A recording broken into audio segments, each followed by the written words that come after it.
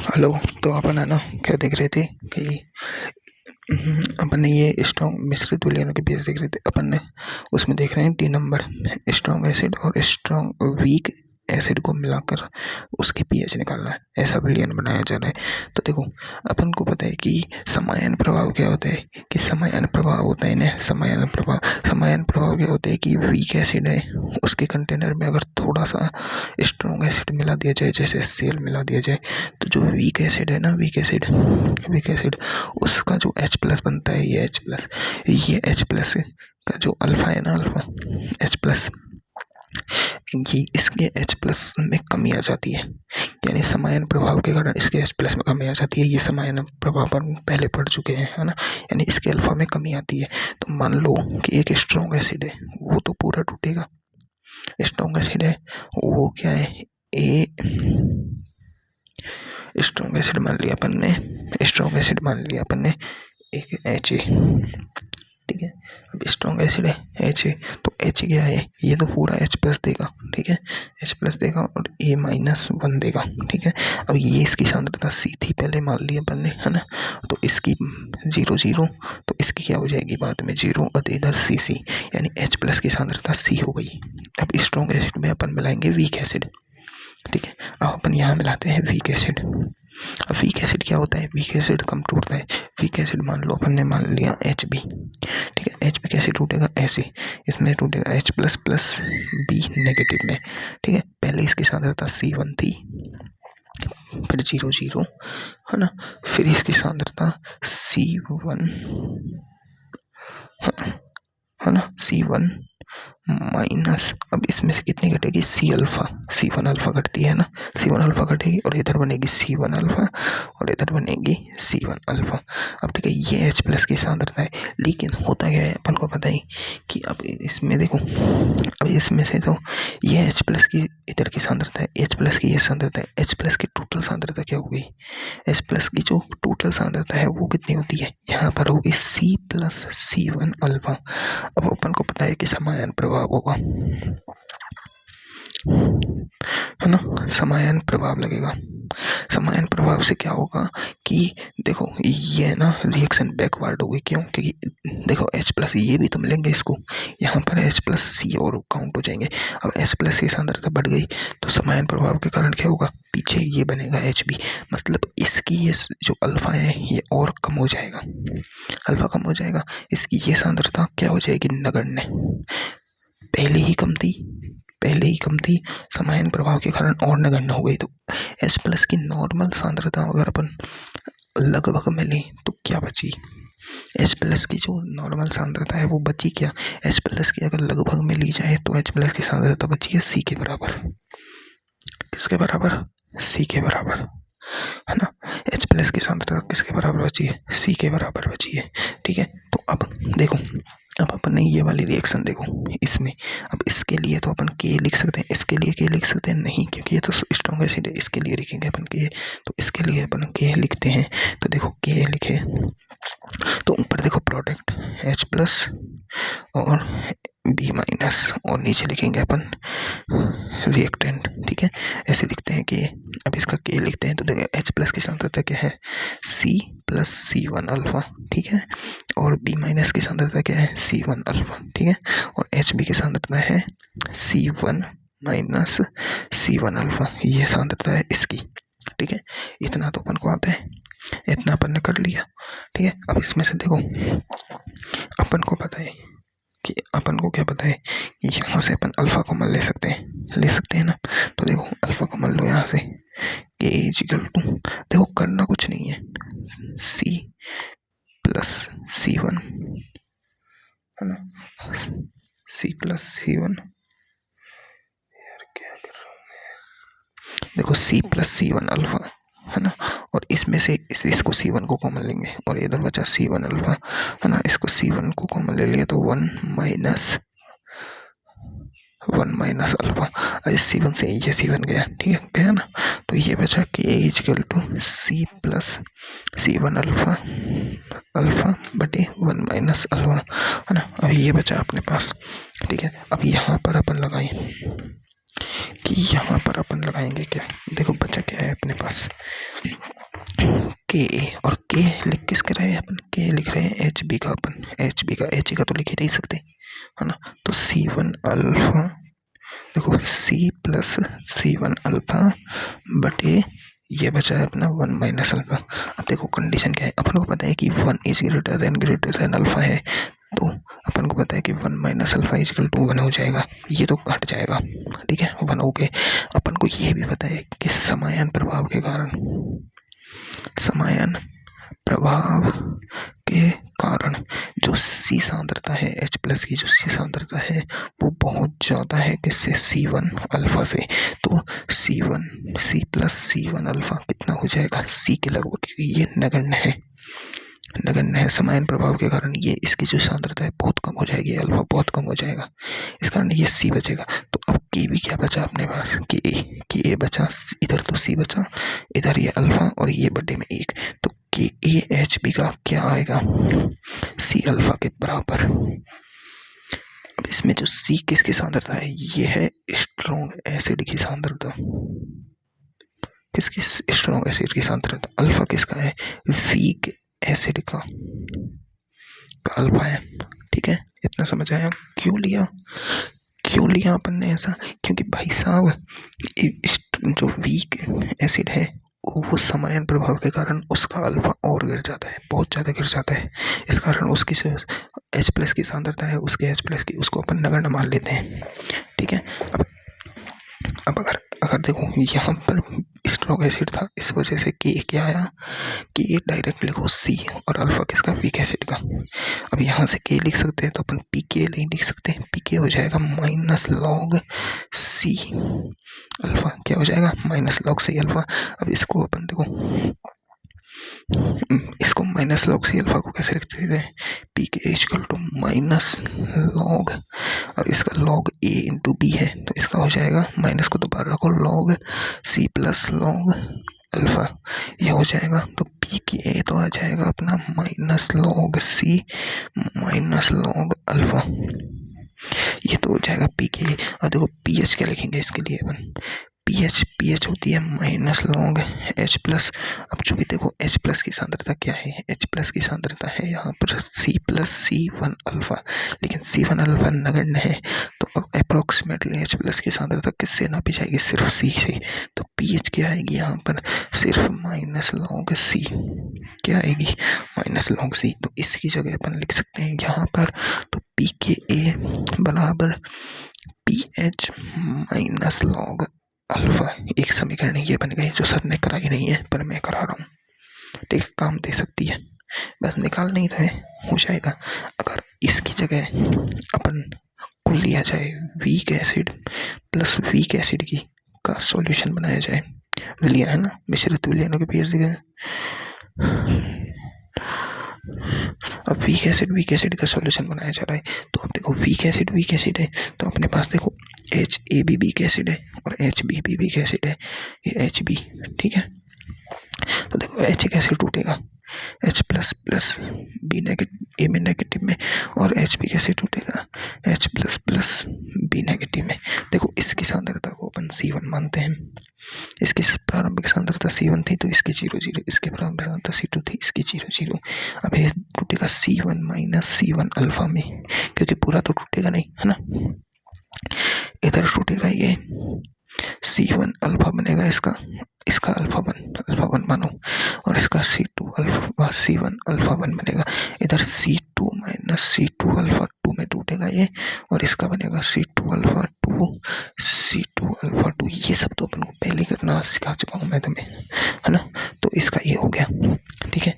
अब इसका अपन देखो, अब H प्लस की सांद्रता देखो, H प्लस की सांद्रता इस रिएक्शन में ये है, इस रिएक्शन में है, नेट H प्लस की सांद्रता कोई लिख सकता है कि यहाँ पर नेट H प्लस की सांद्रता, नेट H प्लस की सांद्रता, इसमें इसको जोड़ो C2 अल्फा 2 को, इसमें जोड़ो C1 अल्फा 1 को, ये है हर रिएक्शन के लिए नेट H प्लस की सांद्रता, ठीक है। दोनों रिएक्शंस के लिए H प्लस की सांद्रता अपन ने लिख दी है। तो अब क्या करें, अब अपन केवल लिखते हैं इसका KA1 लिखते हैं, KA1 जो इसके लिए होगा, तो वो क्या होगा, देखो H प्लस की सांद्रता और इसकी सांद्रता है C1 अल्फा 1, है ना। और इसके लिए अब हम इसको लिखते हैं, इसमें देखो C1 को कॉमन ले लो, C1 को कॉमन लिया तो 1 माइनस अल्फा 1, ठीक है। इधर अपन Ka2 लिखेंगे, Ka2 इस H प्लस की सांद्रता क्या है, देखो अपन दोनों में H प्लस की सांद्रता को क्यों लिख रहे हैं, क्योंकि दोनों रिएक्शंस में H प्लस बन रहे हैं और दोनों के लिए अपन साम में लिख रहे हैं, तो साम में H प्लस की तो टोटल सांद्रता का काउंट होगी ना एक रिएक्शन के लिए, तो इसके लिए होगा C1 alpha 1 plus C2 alpha 2 H plus की सांद्रता, और इसकी होगी C2 अल्फा 2, ठीक है। और इसका होगा C1 और C2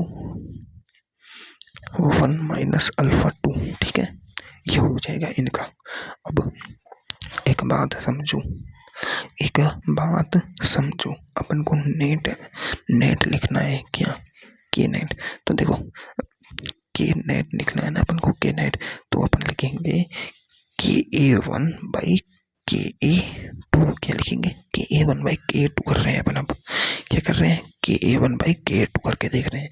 तो अपन देखो Ka1 ये है और Ka2 ये है, तो अपन करते हैं, तो देखो इससे तो ये कट जाएगा पूरा, पर कट गया, कटा कि नहीं कटा, कट गया, है ना। तो अब अपन आगे लिखते हैं, देखो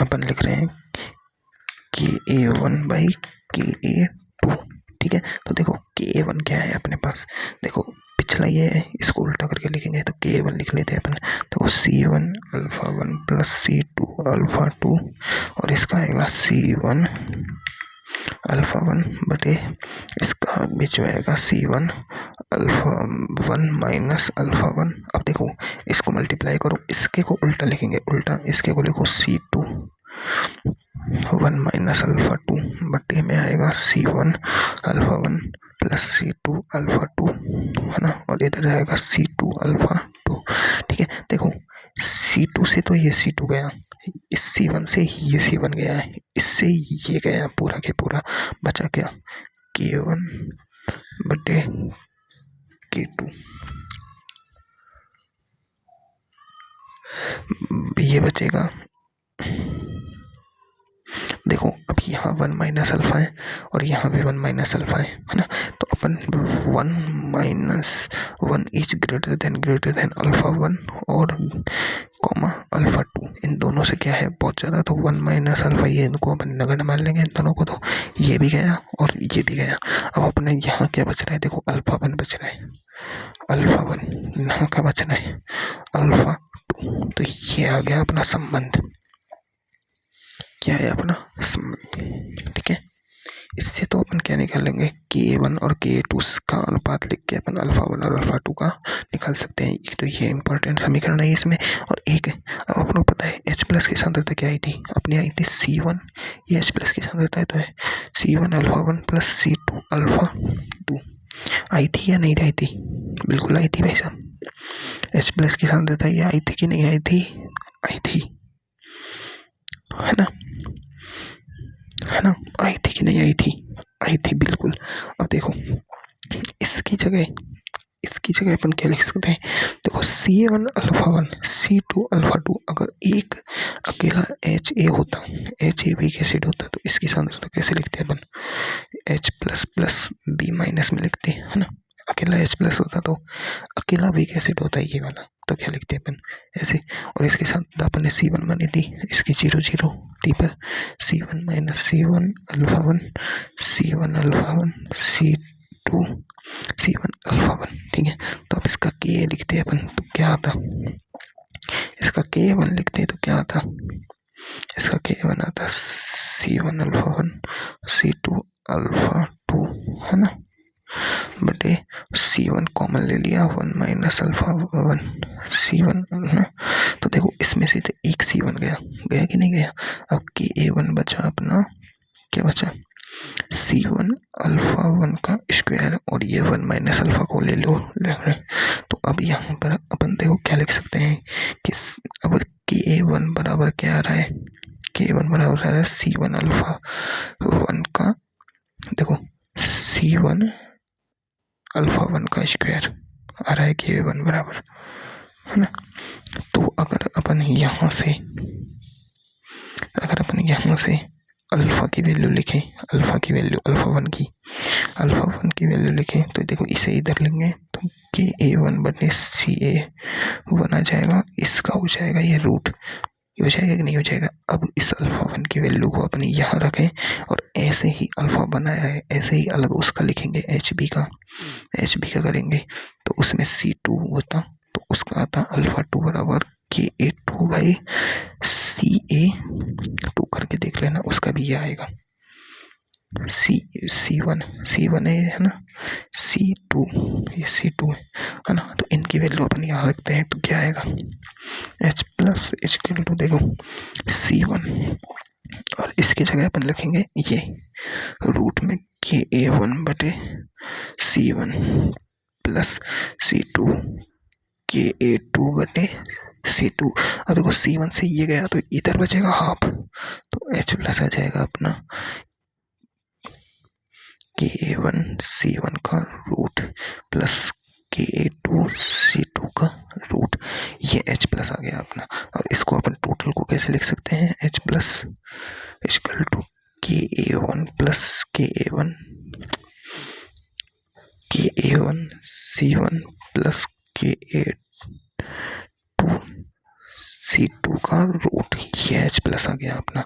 और यहाँ से अपन PH equal to minus log H plus करके यहाँ से अपन लिख देंगे minus log KA1 C1 plus KA2 C2 की पावर 1/2 हाफ में। अब इसमें पावर को आगे ले आएंगे, है ना, तो क्या हो जाएगा minus 1/2 log KA1 C1 plus KA2 C2। अब इसको सॉल्व करके यहाँ से लॉग निकाल के इसको करके अपन PH निकाल सकते हैं यहाँ से आराम से। ये देखो ये क्वेश्चन हो गया, है ना, करना आसान था, बस अपन को दिमाग लगाना है। अब देखो ये सब रटने की जरूरत नहीं है, हो जाए याद तो अच्छी बात है। याद कहाँ तक करना है, यहाँ तक। एक तो ये वाली बात याद करो, है ना, एक ये वाली बात याद करो और एक ये वाली बात याद करो। ये याद करने का नहीं है, ये तो यहाँ से डायरेक्ट अपन निकाल सकते हैं, ठीक है। अब देखो इसके कुछ क्वेश्चंस हैं, इनको तुम ट्राई करना। सारे के सारे स्ट्रॉन्ग एसिड और स्ट्रॉन्ग बेस के और स्ट्रॉन्ग एसिड के ही है ना। वीक एसिड वाला कोई भी क्वेश्चन नहीं है ना। अब देखो ये वाला क्वेश्चन है, ये वीक एसिड का है। इसको देखो कि इसने बोला 0.1 MnCl को 100 ml विलियन में 0.01 MCH3COOH उपस्थित है। अब देखो CH3COOH के लिए K की वैल्यू दे दी इसने, तो ज्ञात करो CH3COOH की आयरन की मात्रा, यानी अल्फा पूछा है पहली बात तो, और दूसरी बात पीएच पूछी है। तो अपन को फॉर्मूला क्या लगाना है, अपन को पता है कि एक तो स्ट्रॉन्ग एसिड है और एक अपने पास वीक एसिड आया है। तो स्ट्रॉन्ग एसिड को ये वाला फॉर्मूला लगाना है K = C अल्फा। इसमें सांद्रता किसकी लिखनी है, स्ट्रॉन्ग एसिड की। तो देखो K की वैल्यू तो दी है, सांद्रता इसकी कितनी दी है 0.1 M। और देखो ये वाला याद रखना, M दिया है लेकिन अपन को HCl दिया है, तो इसका बैलेंस फैक्टर 1 है, इसलिए अपन ने इससे मल्टीप्लाई नहीं किया बैलेंस फैक्टर से, यहाँ करना होता क्योंकि अपन को यहाँ नॉर्मेलिटी लेनी है। अब इसका अल्फा अपन को ज्ञात करना होगा, तो इससे अपन अल्फा निकाल लेंगे। अल्फा आ गया पीएच क्या होती है, H बराबर C की सांद्रता के बराबर नॉर्मल। देखो नॉर्मल था लिखा है मैंने, नॉर्मलता ही लेनी है, तो N बराबर ये आ जाएगी पीएच। आसान क्वेश्चन था। अब देखो ये वीक एसिड वाला क्वेश्चन क्या है। अब देखो 2 विलियन है, इसकी भी है और इस विलियन की ये विलियन दिया है, और एक ये दिया है, एक HOCl दिया है और एक ये दिया है। अब इसका भी K दिया है, इसका भी K दिया है, मतलब दोनों वीक है। तो विलियन को समान आयन में मिश्रित किया जाता है, समान आयतन। ये वाली आयन याद रखना, जब भी कभी भी क्वेश्चन में कह दे समान आयतन में मिश्रित किया जाता है तो परिणाम विलियन की पीएच। तो अपन इसको डायरेक्ट कर सकते हैं ऐसे कि ये वाला फॉर्मूला लगा के भाई सीखा सब K1 + K1 C1 K2 C2 करके, है ना। तो ये गलत है, क्यों, क्योंकि इसने समान आयतन में मिश्रित कर दिया। देखो लाइन लिखिए, यदि दो विलयनों को समान आयतन में मिलाया जाए तो उनकी सांद्रताएं आधी हो जाती है। ये वाली लाइन याद रखने वाली बात है। दो विलयनों को समान आयतन में मिलाया जाता है तो उनकी सांद्रताएं आधी हो जाती है। तो इसकी भी सांद्रता आधी करो, इसकी सांद्रता आधी करो, जब ये फॉर्मूला लगाओ और जब pH निकालो। ठीक है, ये करना है, करके देखना। नहीं हो कोई क्वेश्चन तो उसको टिक मार करके मुझे बता देना, मैं बता दूंगा। अब अपन देखेंगे लवणों की pH।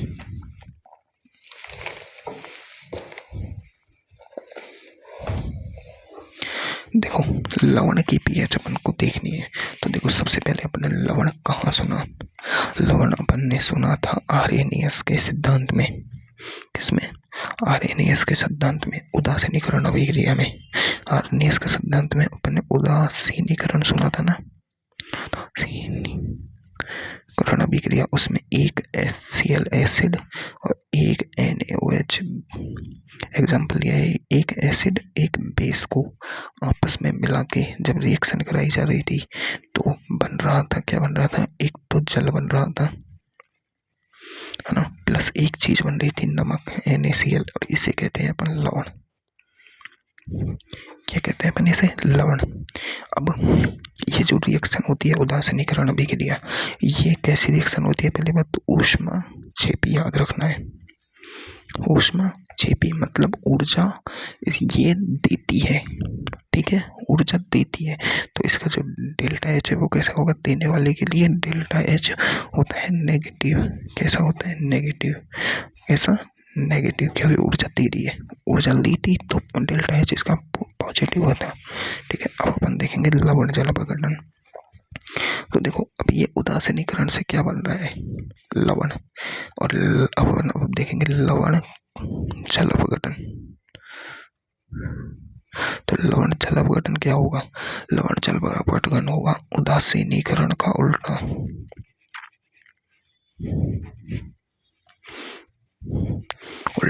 अब देखो लवण जल अपघटन, लवण अपघटन भी तो बोल सकते थे, जल क्यों लगाया? क्योंकि भाई जल भी तो चाहिए, तो ऐसे ही होगा। देखो NaCl लवण लिया, इसके साथ मिलाया जल को, अब यह रिएक्शन कैसी होगी?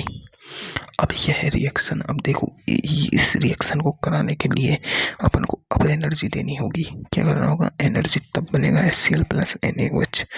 अब यह रिएक्शन होगी ऊष्माशोषी। कैसी होगी? ऊष्माशोषी रिएक्शन। और इस रिएक्शन के लिए डेल्टा एच होगा पॉजिटिव, मतलब ग्रेटर देन 0। क्यों?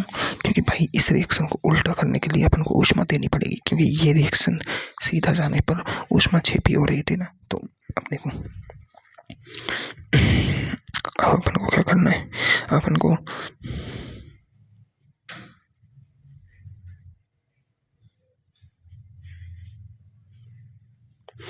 को ना किस चीज का जल अपघटन नहीं होता, ये बातें भी अपन को ध्यान रखनी होती है।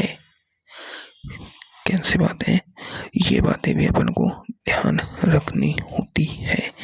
देखो उस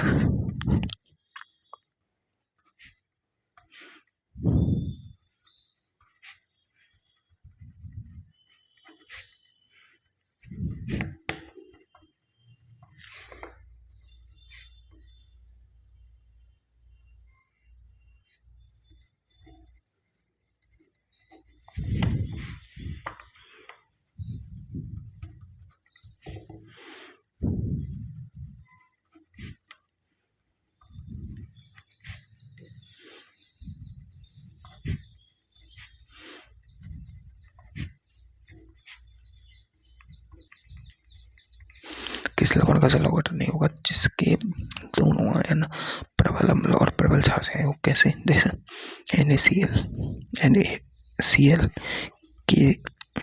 अब देखो इनमें क्या है के किधर से आता है? KOH से। Cl किधर से आता है? HCl से। दोनों क्या है? प्रबल। तो इसका जल अपघटन नहीं होगा। क्यों? क्योंकि K है, K वो H2O से रिएक्शन नहीं करता है, और ना ही Cl H2O से रिएक्शन करेगी, तो जल अपघटन होगा ही नहीं। ठीक है, लेकिन देखो CuSO4, अब इसमें क्या है कि ये टूटता है Cu+2 प्लस SO4 -2। यहाँ पर देखो COH2 से रिएक्शन करता है कि नहीं करता है, करता है, लेकिन H2O से SO4 रिएक्शन नहीं करता, क्योंकि ये प्रबल से आता है, किससे, H2SO4 से। किससे आता है, प्रबल से। तो पहली बात तो लवण जल अपघटन कितने प्रकार के हो सकते हैं। अब देखो, अब इसमें देखो, इसमें अभी ये जल से रिएक्शन नहीं करेगा, इस रिएक्शन को समझो, ये जल से रिएक्शन कर लेगा। तो अब एक बात बताओ, जल उदासीन होता है, जल इससे रिएक्शन करेगा, किससे, CO+2 से। अब ये रिएक्शन करेगा 2H2O, अब रिएक्शन करके क्या बना लेगा, COOH का होल ट्वाइस, क्योंकि ये क्या है, वीक बेस से आता है। देखो बेस में सिर्फ और सिर्फ प्रबल कौन है, एक तो पहले क्षार धातु और दूसरा Ba, Na से लेके फिर देखो लीना की रब से, ये है प्रबल, और ये अब ये प्रबल में नहीं आता है, तो वीक बेस से आता है, तो वीक बेस से आता है, तो ये इसके साथ रिएक्शन करके और प्लस क्या देगा, 2H+, क्या देगा, 2H+। अब देखो ये 2H+ दे रहा है, क्योंकि ये प्लस है, ये प्लस है, इधर से एक किसको लेगा, ये OH- को ले लेगा, किसको, इसमें से, जल में से OH-, तो OH- को लेके ये बना देगा।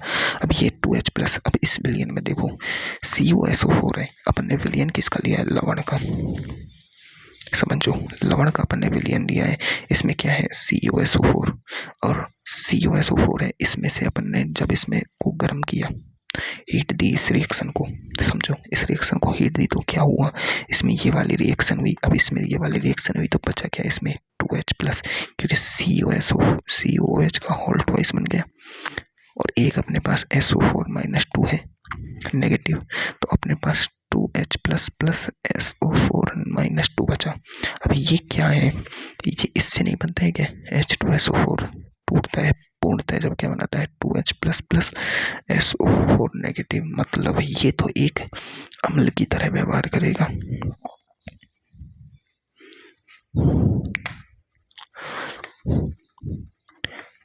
किसकी तरह, एसिड की तरह विलयन व्यवहार करेगा। अब एसिड की तरह विलयन व्यवहार करेगा, अब इसका मतलब क्या समझ आया अपन को, अगर लवण है उसमें पहली बात तो ये समझ आई कि लवण के अगर लवण के दोनों आयन जैसे NaCl है, इसके दोनों आयन स्ट्रॉन्ग एसिड और स्ट्रॉन्ग बेस से आ रहे हैं, तो लवण का जल अपघटन होगा ही नहीं, लवण का जल अपघटन होगा ही नहीं। अब लवण का जल अपघटन होगा ही नहीं, ये तो बात समझ आ गई।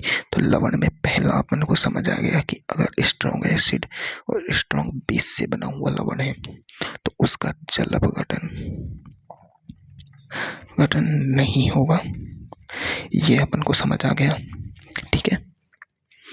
दूसरी बात, अब अपन ने ये देखा है ये किससे बना हुआ लवण है, COSO4 बना है, ये तो SO4 तो H2SO4 से आता है, प्रबल है, और ये वीक बेस है, तो मतलब strong acid plus weak base से बना हुआ लवण है। ये दूसरा टाइप है, strong acid plus weak base से बना हुआ लवण है, तो इसका जल अपघटन होगा,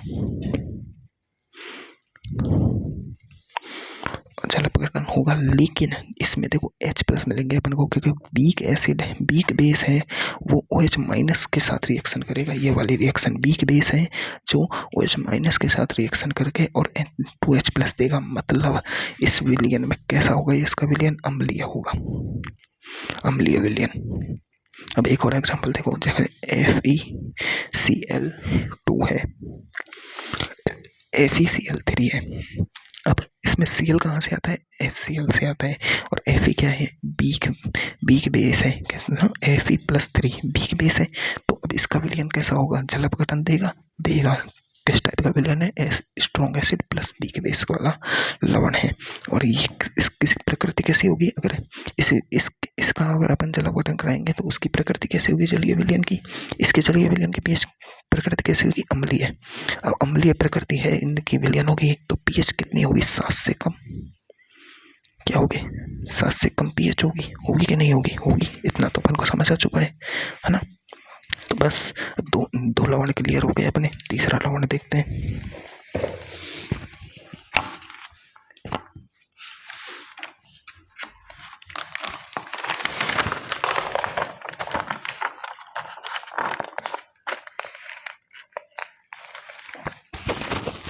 अपना तीसरा लवण है, तीसरा लवण अगर तीसरा लवण है अपना जो weak acid plus strong base से बना हुआ है, तो ये उल्टा किसका है उसका। अब इसमें देखो वीक एसिड और स्ट्रॉन्ग बेस कौन सा हो सकता है, CH3COO Na।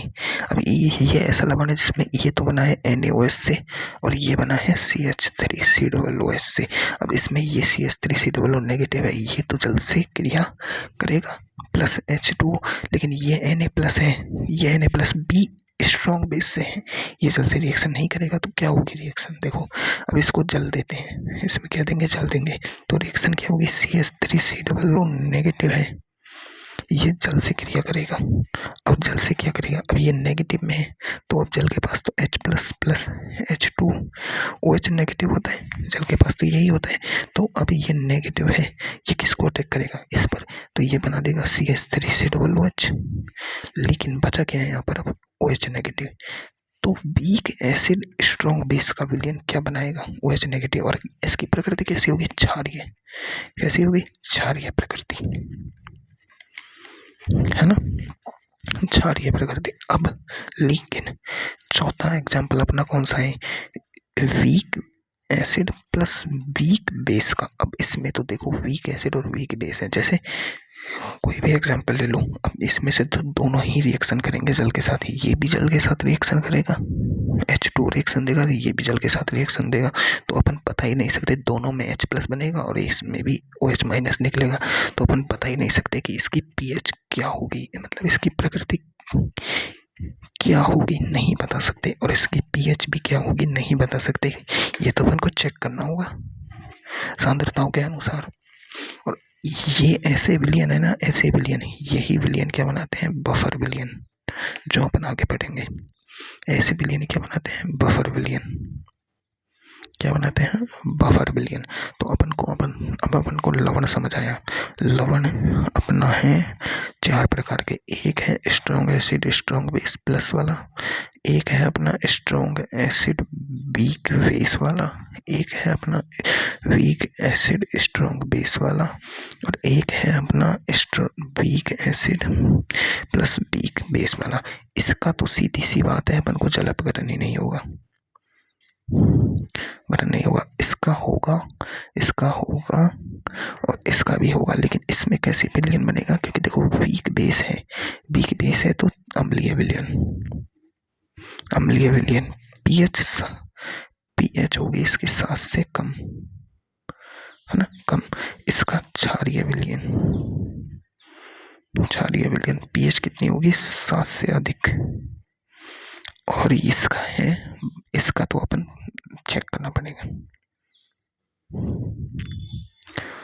तो अपना स्ट्रॉन्ग एसिड स्ट्रॉन्ग बेस समझ गया। अब देखो अपन इसकी बात करते हैं, सबसे पहले स्ट्रॉन्ग एसिड स्ट्रॉन्ग बेस की, ठीक है। तो देखो पहला है अपना strong acid strong base, strong acid strong base. देखो दोनों, पहली बात तो दोनों क्या है, इनका जल अपघटन होगा ही नहीं, है ना, इनका जल अपघटन नहीं होगा। क्यों, क्योंकि धनायन और ऋणायन है जो दोनों ही जल से क्रिया कर लेंगे, जल से नहीं जल के आयनों से क्रिया करेंगे। कैसे, Na प्लस, देखो एक अपन ने लिया NaCl, है ना, NaCl कैसे टूटेगा, Na plus plus OH negative में। पहली बात तो जितने भी लवण होते हैं वो प्रबल वैद्युत अपघट्ट होते हैं, प्रबल वैद्युत अपघट्ट, यानी कि सभी प्रकार के लवण है वो प्रबल वैद्युत अपघट्ट है। तो जल में पूर्णतः टूटेंगे, क्या होंगे, पूर्णतः टूटेंगे, है ना, क्या होंगे, ये जल में पूर्णतः टूटेंगे, ठीक है।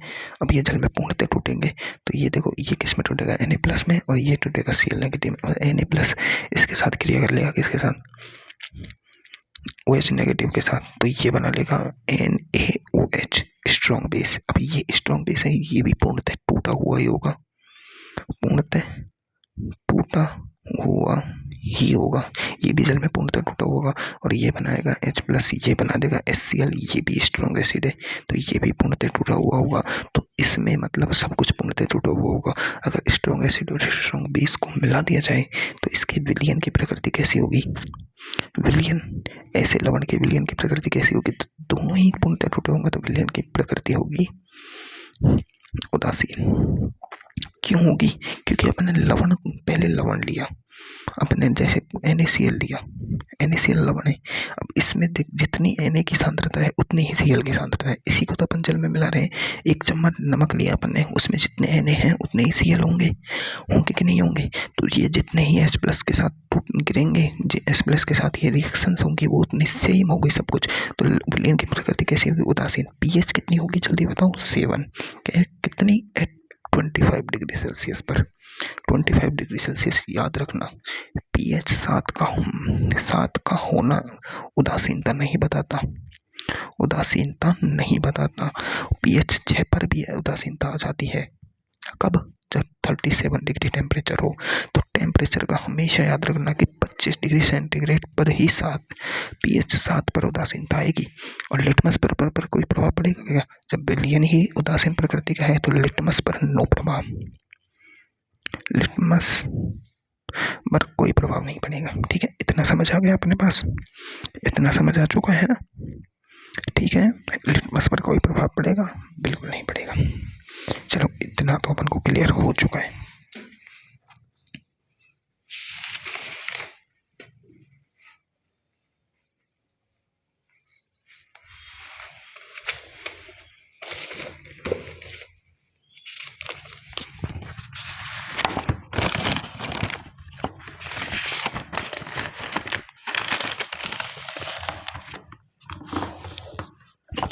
अब देखो, अब अपन देखेंगे केस टू में क्या है अपना? Strong acid plus weak base. अब स्ट्रॉन्ग एसिड वीक बेस का एग्जांपल क्या होता है? CH3 नहीं, इसका एग्जांपल क्या होगा रे? इसका एग्जांपल होगा NH4Cl। इसमें Cl तो स्ट्रॉन्ग एसिड से आएगा और NH4 किससे आएगा? वीक बेस से। ठीक है, अब ये किस में टूटेगा? ये टूटेगा भाई अपना NH4 प्लस Cl नेगेटिव। अब मैंने यहाँ दूसरा तीर का निशान क्यों नहीं लगाया? क्योंकि ये लवण है भाई, लवण, और लवण प्रबल होते हैं, प्रबल वैद्युत अपघट्ट होते हैं, वैद्युत अपघट्ट है ना। तो ये पूर्णतः टूटेगा। अब ये पूर्णतः टूटेगा तो ये देखो, ये वीक है तो ये H2 से रिएक्शन करेगा, ये रिएक्शन नहीं करेगा। ठीक है, ये रिएक्शन नहीं करेगा तो ये रिएक्शन करेगा। अब NH4 प्लस H2 रिएक्शन होगी। रिएक्शन क्या हुआ? NH4OH plus H plus. अब ये H प्लस दे दिया, मतलब एसिडिक सॉल्यूशन होगा। ये इतना अपन को समझ आ गया, एसिडिक सॉल्यूशन है। अब धनायन से क्रिया करता है ना, अतः इसे धनायनिक जल अपघटन कहेंगे। क्योंकि देखो, जल है वो किससे क्रिया कर रहा है? धनायन से। जल धनायन से क्रिया कर रहा है तो इसे क्या कहेंगे? धनायनिक जल अपघटन कहेंगे। क्या कहेंगे? धनायनिक जल अपघटन। इतना समझ आ गया। अब देखो,